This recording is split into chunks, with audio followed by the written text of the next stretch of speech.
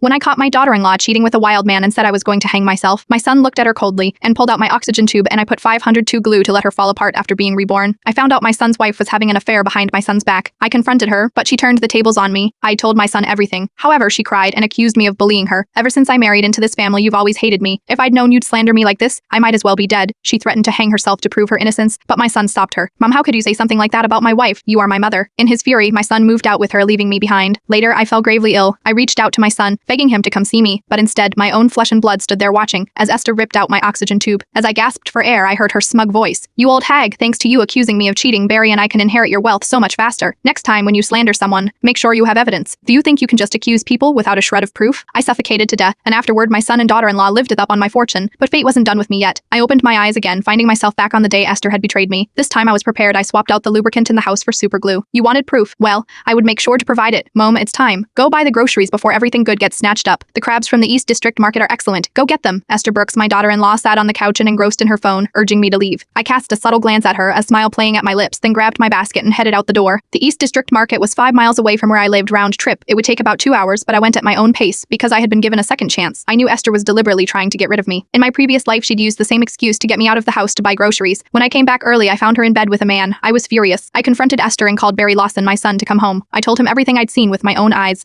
but Esther denied it, crying and claiming I was just slandering her. Mom, I know you've never liked me, but you can't tarnish my reputation. Since your family can't accept me, I'd rather die. Love struck. My son Barry fell for her sob story. He believed her, moved out with Esther, and even threatened to sever ties with me. Later, when I fell seriously ill, I called Barry, desperate for him to visit me. But when he came, he stood by watching as Esther pulled the oxygen tube from my face. In my final moments, I heard her voice dripping with satisfaction. Old hag, you really did me a favor. If you hadn't accused me of cheating Barry, and I wouldn't have been able to inherit your wealth so quickly. And next time you try to slander someone, don't forget to bring some proof. You think just saying it is enough to ruin someone's life. Barry, cold as ever, added, Mom, Esther is the one I am going to be with for the rest of my life. After I died, my son and Esther reveled in my fortune, wasting it all while I lay dead. But fate had other plans. I opened my eyes again back to the day I had discovered her betrayal.